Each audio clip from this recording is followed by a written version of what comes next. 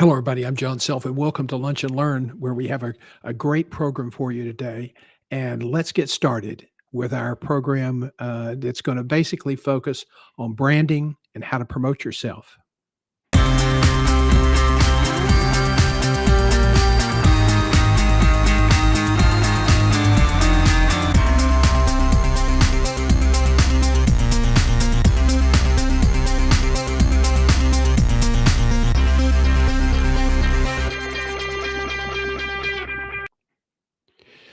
I think it's really important that you have to relook at this whole nature of building a professional brand to elevate your career and provide some modicum of job security. This is a live stream. We're in Tyler, Texas, about an hour and 20 or 30 minutes out of Dallas in Northeast Texas. This is where I grew up, and this is where I swore I'd never return. But I also have a beautiful wife of 29 years, and I swore I'd never get married again either. So there you go. We're live streaming on YouTube, Facebook, and LinkedIn, and we will probably repeat this broadcast. It'll be announced online later today or tomorrow. This is a really particularly important time in for managers and executives who are either contemplating going into the job market or they have been unceremoniously pushed out for whatever reason. And a lot of the times the reasons are not necessarily bad. And so even if it was a difficult situation, there is hope and there are ways to manage that. And we're going to be talking about some of that today. I think we start off with just this kind of all-encompassing statement.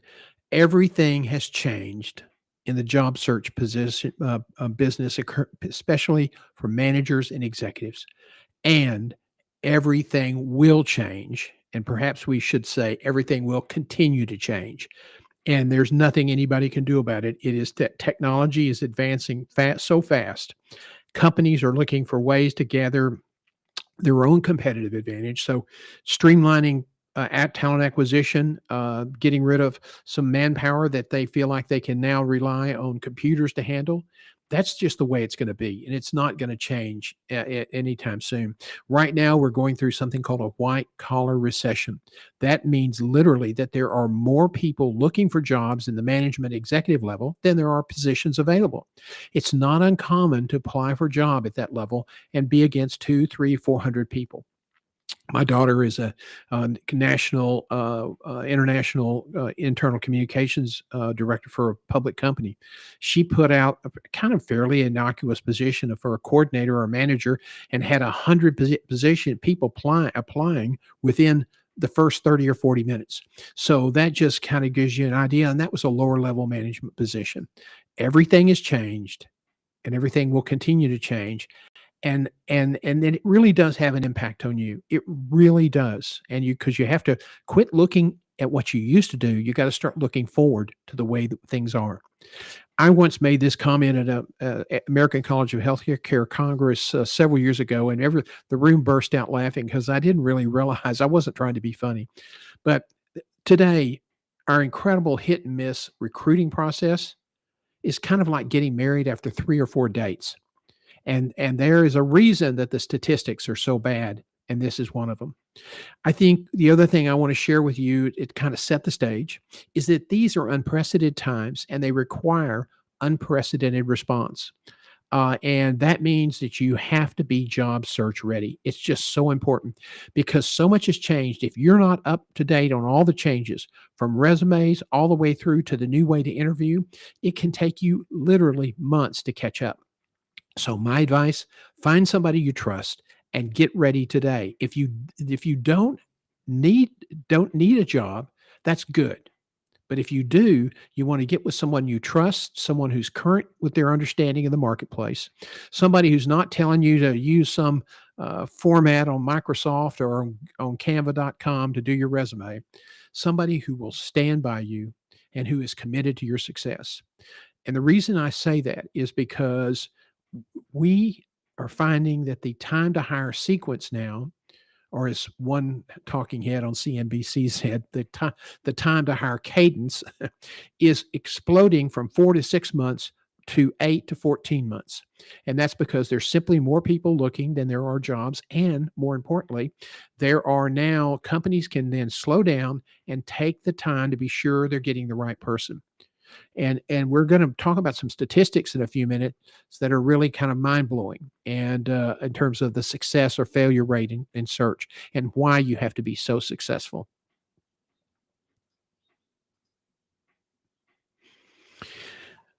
Let me tell you what this really means for you. A lot of people, when they go look, try to talk to a recruiter or, excuse me, to an executive coach, you see something called a high ticket offer.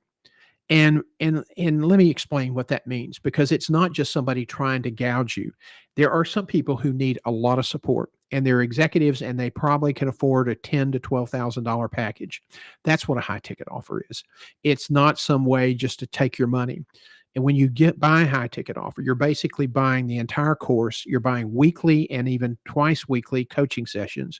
You're buying buying check-ins calls 2 or 3 times a month. You have access to all the group coaching sessions. You've got the private coaching sessions weekly. We're helping you with your resume. We're helping you with interviewing skills, which is so critical. And you basically have an open line to get help whenever you need it. The goal management package is really for people at a little bit lower level who need help, but their income and their situation in life is a little bit less, and so there's a plan for that that's a little lot less. Or you can buy a la carte. Just, well, I need help with my interviewing, or I need this or that, and we'll have a bundle being put up shortly on our site that allows you to buy as needed what you need. And finally, we have a subscription service program with discounts for a la carte services. So the subscription program is month to month, but it requires a tuition payment up front, and then you pay $89 a month. And for that, you get access to everything that we're talking about here. Plus, you can buy those a la carte services at significant discounts. So that will be posted shortly as well. So we invite you to look forward to that. We're going to try to have all that wrapped up this week. I wanted to have it last week, but I'm more of a coach and a recruiter than I am a web designer. So things tend to go a little bit slower. But that's basically, when you talk about a coach, that's how we operate. And it really is. We try to be fair. We try to offer people great value. I think that that's just something that is just so important. I think one of the things that I keep running into is today's superficial interviewing will be replaced, and it's going to become more detailed and more intense. Why do we do that? Well, it's going to become more intense and more detailed, because the failure rate for recruiting people outside an organization into your company is really astounding. It's so bad, and the recruiting firms don't talk about it because that's their dirty little secret. So, as a candidate, you absolutely have to take the initiative and not let this system in it disadvantage you. The corporations are going to have to be more involved in this and saying, look, the horrible outcome rates you've had for since the mid '90s has to stop. We can't keep paying two or $300,000 for recruiters and don't when the person doesn't last even 2 years. So this is something that's going to happen as companies have to watch their expenses. Recruiters and internal search firms are going to face increasing accountability. So if a search firm, instead of having a year's guarantee, if they now have to guarantee for 2 or 3 years, they're going to be more in depth and spend more time digging into your background and digging into your philosophy and trying to measure how you will operate as a leader. And that's what we did when I spent 27 years in recruiting, and something I'm very, very proud of. In our CEO search practice, we never had a mishire. All of our average stay length was 7.5 to 8 years. And so I really am proud of that. And the way we succeeded is that we did a thorough vetting from where you worked, why did you work there, why did you change jobs, what did you learn, what value did you deliver? And we would go through their entire career talking about that. What's their philosophy? How do they react to these kinds of behavior and value situations?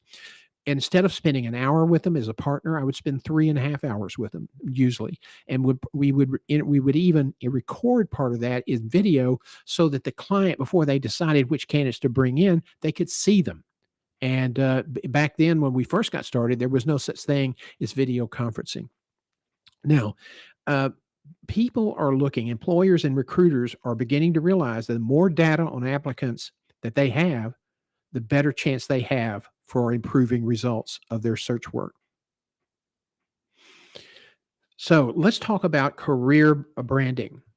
The early stages, it's, when we first came up with this notion, gosh, I guess in the early 1990s, maybe it was a little bit before, uh, it was very costly. Access was principally, confined to corporations with substantive budget. So if you were trying to build a brand, you either had to have a lot of resources. Now, some individuals, people, executives would even hire PR firms and commission them to help build the brand, and it was not inexpensive. I know one executive spent $125,000 over 2 years to build his reputation, and they did a marvelous job. He became a really well-known speaker. He was asked to chair conferences, to MC events, and then he started getting invitations for keynotes. And the last time I talked to him, he was charging $25,000 a keynote speech. And everybody rolls their eyes and says, gosh, that's a lot. Actually, that's not really a lot. There's some people that are very well known, that are very respected in the industry, that charge $250,000 for a keynote. But something did happen in the 2000s.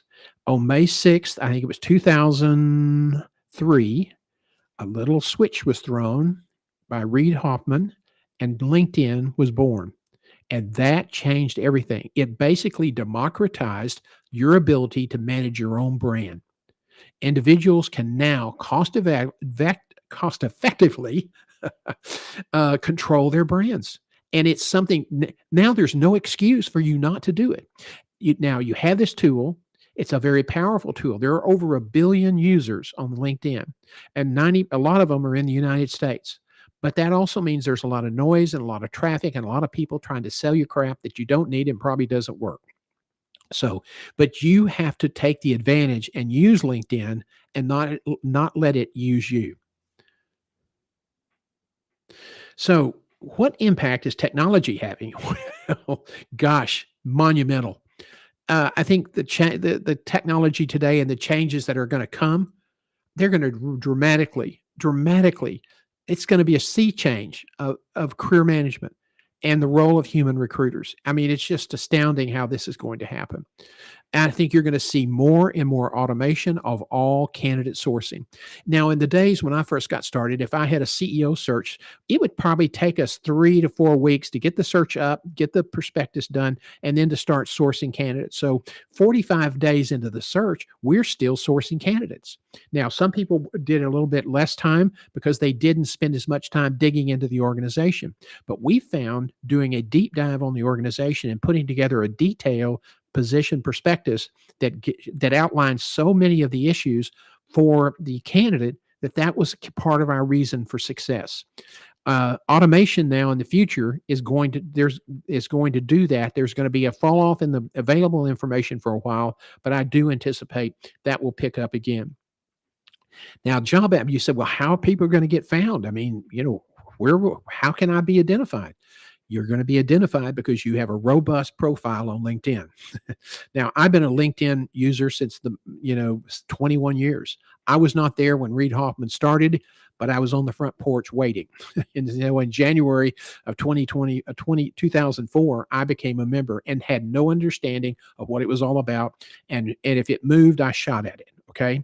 But now they have such sophisticated recruiting technology that it's really not a networking. It's not really a networking platform like they kind of initially kind of promoted it. It's really it's a platform for recruiting. It's a platform for you to do research on people you want to be associated with and then making that initial overture. But they also in recruiting are able to use high speed, precise job specific algorithms. And the operative phrase there is high speed, precise job algorithms on LinkedIn, and there are going to be some new platforms that come up. It's only a matter of time. And so instead of taking weeks to assemble an initial panel of possible candidates, it's done in days. It's done in hours, not weeks or days. It's done in hours. So as soon as they go through all the profiles and they're looking for certain kinds of people. And if you have a profile that outlines what they're looking for, your name's going to pop up and you're going to get an automatic letter from the search firm recruiter or the corporate recruiter saying, if you have an interest in this position, please use this link and submit your resume. Now, you've probably heard me harp and Hosanna more than once that you have to customize your resume so that the scanner will recognize that you're qualified for the position. And that's not going to change. It's a matter of fact, it's going to get more precise in the future, and you're going to have to spend more time doing that. Okay. But this is, you still have to do it, even though they've reached out, even though they've decided you're a possible candidate, you still have to have the ATS applicant tracking system scanned. So your resume has to be customized. That's part of your brand. That's part of the branding process now, is learning how to do that and do it effectively and doing it better than anybody else. Somebody was really frustrated by this the other day, and they thought they'd customize their resume, and they really hadn't. I mean, they covered maybe 15% of the keywords and phrases in the job summary. Now, some of these job summaries, my God, you can barely tell that it's a job. But a lot of them now are providing more detail because it really helps them find the right people. The depth and breadth of your online brand is going to be essential. And when you submit a resume, you're not going to be there, but that's your first interview. So that resume, it reflects your brand. And so it has to be tip top. You don't need to matter of fact, don't use multi columns, don't use color shaded boxes because it'll screw up the ATS system. So what you want to do is look at that resume, look at that job summary, and then try to back off and say, does this resume absolutely convey all of my value that I can deliver to this client? And if it doesn't, you need to do it again, because there's so many people applying for jobs that if you're not getting a scan score in the 90% or higher, you're probably not going to get picked. So let me give you this piece of pro advice. Don't apply for jobs unless you're 85 to 90% covering the important selection criteria. In the old days, contingency recruiters would submit resumes to the client because maybe something would work out. Well, with computers, they don't understand the concept of something might work out. So it has to be done in a way that meets the criterion, and it has to speak for you. And if it has to say everything you would like to say to the employer if you were president. And that's about the best way to look at it. So let's talk about some branding tools here. First of all, you have to develop some new critical skills, and you have to really force yourself to really be deeply honest with yourself about your skills, your weaknesses. And a lot of people don't want to talk about that, but you have to. You have to understand what those are so you can be prepared to address those in an interview. It takes so much effort. It's so hard to get to the job interview. You cannot afford not to be ace prepared when you go when you either go online, you talk to them on the phone, or if you make a trip to their location. Now, people say, okay, but I've always been called in the past by the recruiters because I have a good reputation. Well, that's going to change because first of all, recruiters at the search firm level are handling fewer and fewer of the assignments. They're about 30 to 35% of the total number of managers and executives placed each year. And so this passive wait and see until the call comes is not going to work. You can't just sit back and say, well, my talent and my accomplishments will speak for itself. Nobody's going to be listening to that. You're going to have to be selected.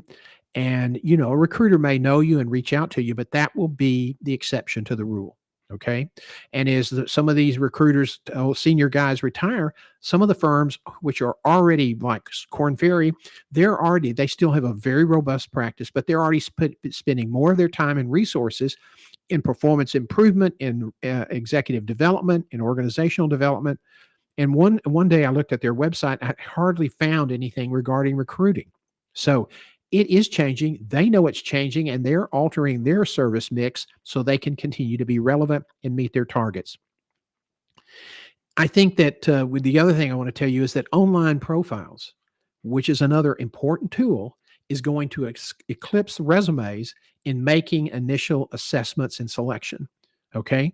they're gonna that I mean, that scanner is gonna go through and it's very gonna be very precise. It's gonna be very quick, and that's you're going to be included or excluded from the firm search based on that initial run through.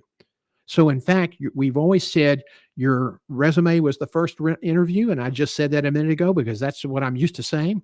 But the truth is, in the future, in the very, very near future, the first interview is not going to be your resume, it's going to be your LinkedIn profile. Okay. So you've got to start spending time with that. It's got to look better. You've got to have a great picture, no dogs, no sunsets, no families, and no, and it has to be a robust profile. It has to have information that mirrors your resume, and you need to keep it up to date. You need to keep changing out information. You need to keep posting weekly so that your resume stays active and visible to the various machines.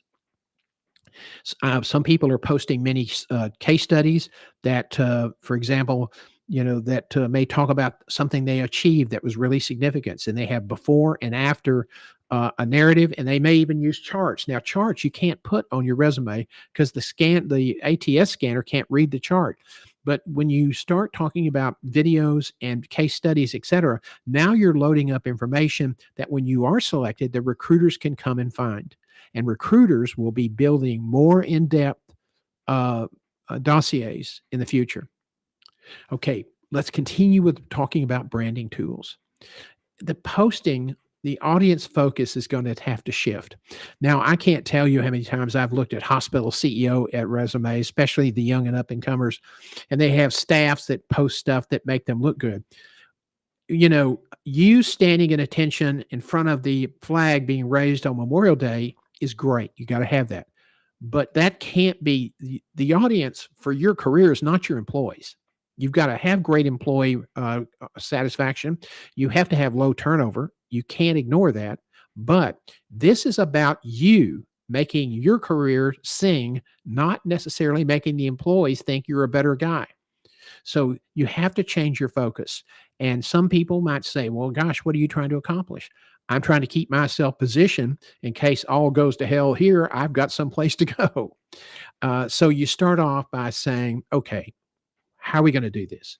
Well, I'm a big proponent of this. And if you've tuned in before, you absolutely will know that I am a big believer in career planning. And the people who watch this on replay later this afternoon and this evening will probably start nodding their heads.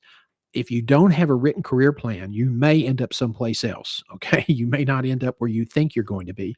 And if you don't have a good plan, a communications plan, and you're going to expect somebody else to tell your story, you're probably not going to like what they say. So you now have to focus very intently on creating good content, curating good content, and you have to have good messaging. And because if you're not saying it, if you're not pushing it out there, you don't have a chance. You're going to be on a disadvantage. I won't say you won't have a chance, but you're going to be substantially disadvantaged. So most people don't like this. Most people would rather just let their talent and their performance speak for themselves. That day is gone, baby, gone. You now are going to be dealing with computers. I use that they use that interchangeably, unfortunately. You're going to be dealing with computers before recruiters, and the computers don't have the ability to form a relationship with you. So it's going to be a significant change, and you're going to have to change your attitude about social media, about learning about videos, about learning how to post, learning about how to make your activities consistent with your career goals, your networking, and your comp plan. These are all essential branding tools. Now, I'm not going to talk about networking today. We do have our new book is up online now on Amazon. It's Networking 3.0, and it's an essential tool for you to have. You can also get one on our website at johngself.com and click the little button on the right-hand side, and you can download it there. It's also set up for a download on a PDF model. It's also set up for Kindle. So go check that out.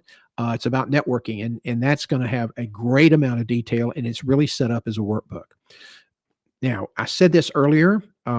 Video is going to be very important, and it was going to augment your written profile information, your resume, everything else. So the resume is, your videos are not going to be things that the scanner can check, but it'll be there for the recruiter when they're starting to build their dossier on who you are, what your strengths are, and some of your accomplishments. That helps you. If you do that, you're going to be one of the minority to do it, but it helps you build a relationship with that recruiter. Why is that important? Because recruiters hire people they like, they trust, and they have a sense of knowing them. There's a likability factor, and that's really really important. So you keep in mind you're going to have to learn how to do videos to augment the written profile information. And again, I can't stress this enough. Recruiters will start. It's going to be not a quick ramp up, but you're already beginning to sense it. Recruiters will go more in depth, forming more detailed applicant dossiers. This will change branding strategies and your interviewing approach. So why is this happening? Because the recruiters just absolutely have a terrible reputation. They won't tell you about it. They don't want to admit it, but they do. Branding tools, interviewing to transition. This is something else you have to absolutely pay attention to. You have to elevate your interviewing skills. It's so hard to get to the table that you can't afford not to be just absolutely 100% prepared for questions and with stories and examples to really make it a good interchange and build confidence and build likability. You also must become more strategic in your reference cultivation and curation. In other words, your references are going to become more and more effective. I can't tell you how many times I've interviewed candidates and checked references, and half the time the references couldn't even speak to the key elements of the search. Those are not good references. They may say you're a great guy, that you're a star, but unless they can speak to the issues that I'm really concerned with, that's not a good reference. So you have to, when you put a panel together for a specific search, first of all, don't submit them until requested, because then you lose track of where you are in the search. Secondly, be sure that there are people that can speak to your performance, your quality, your value. Okay. Really, really important. And always submit four in case one is not available, one is away, one's sick. You can always then have an immediate backup for the client. And there's becoming a kind of more focused art on how to manage the references. And we've talked about that before. And there's some good information in our membership courses online at johngsell.com. Now, another thing that's going to be extremely important is transitioning into a new job. If you have a short tenure because you misread a situation, the client lied to you, whatever reason, okay, that's going to damage your brand. A short tenure will. Is it a career limiting brand mistake? No, but most companies do. Most companies do not offer effective, comprehensive career transition.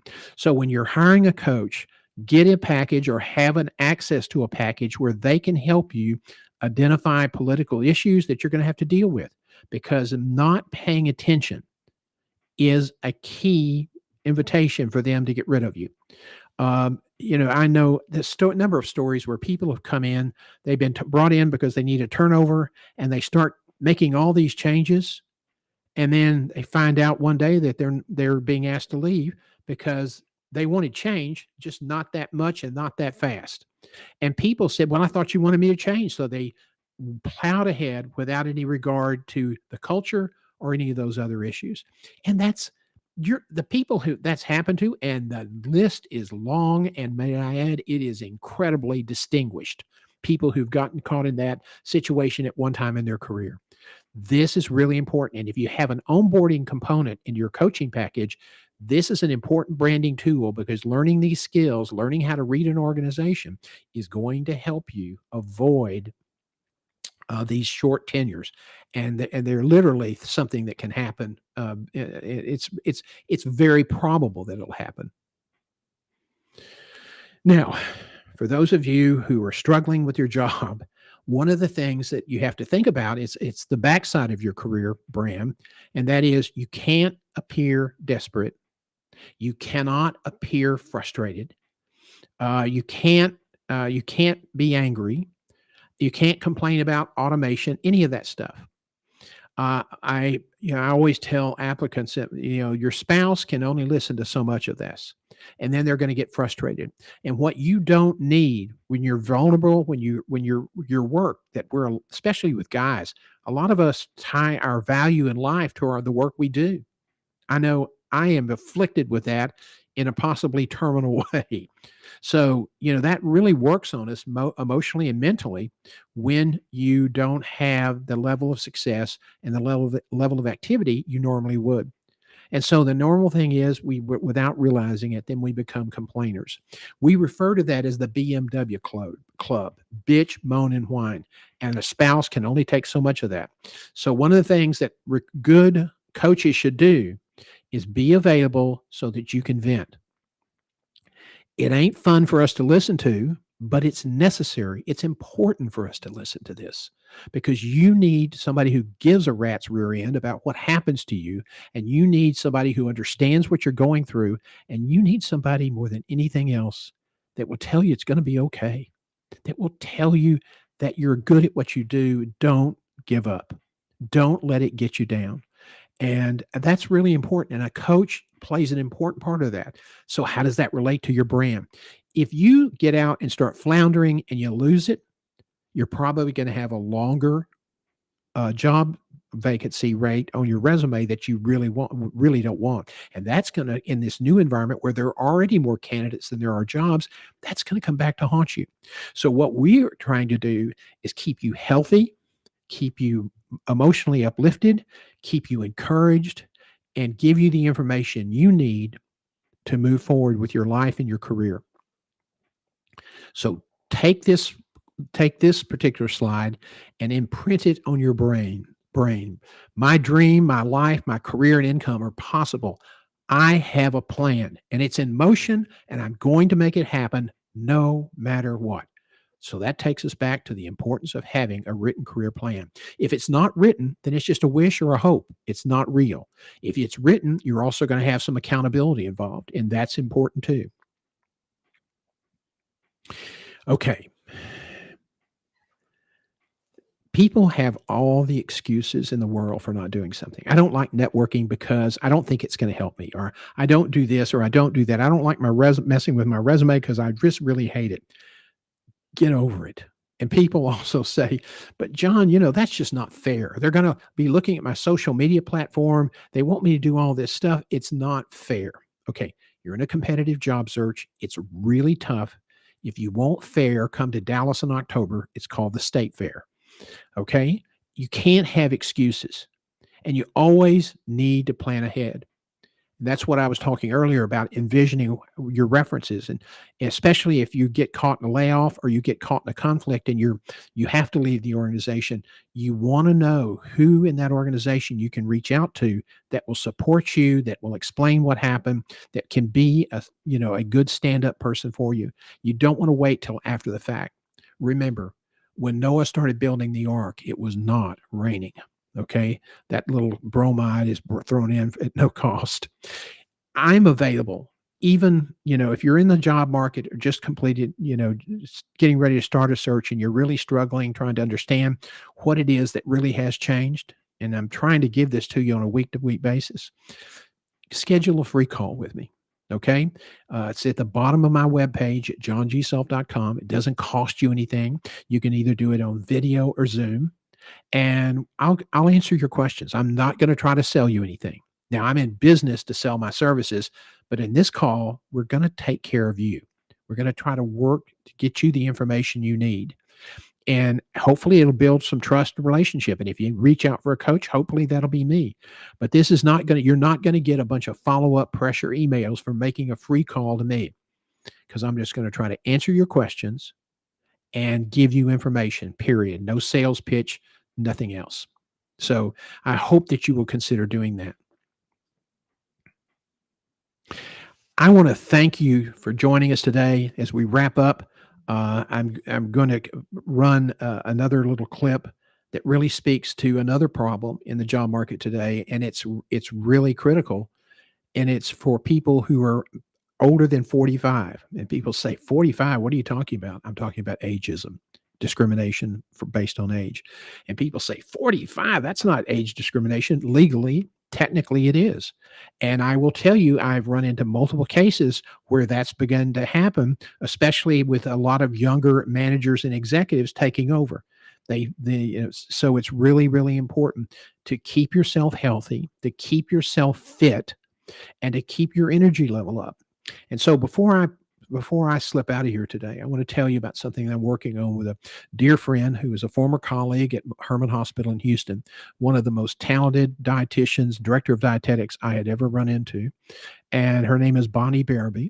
And Bonnie and I and her colleague, Sarah Boone, are talking about putting together a component of our education package called Your Career Health, Your Healthy Life. I think we haven't decided on the exact name, and I apologize for botching that, Bonnie and Sarah. But it's going to be resources on our site. Some will be valuable, some will be informational. Some will be where you can buy individually to help you. If you're going through a search, I guarantee you it's not uncommon for people to gain weight because if they're at home, they can't go by the refrigerator in a stress mode and not open it. And it's really important that you resist that temptation. It's really important that you eat healthy, that you take care of yourself. You can't afford to have a letdown in energy. You can't afford to not feel well. And you can't afford not to have a good, positive mental attitude. Your diet, how you eat, how you exercise, those are all going to be essential elements to your job search. So we'll be announcing something on that soon. Look for it, and we'll probably have Bonnie and Sarah on to talk about their work in the area of dietetics and career coaching. Thanks very much, everybody.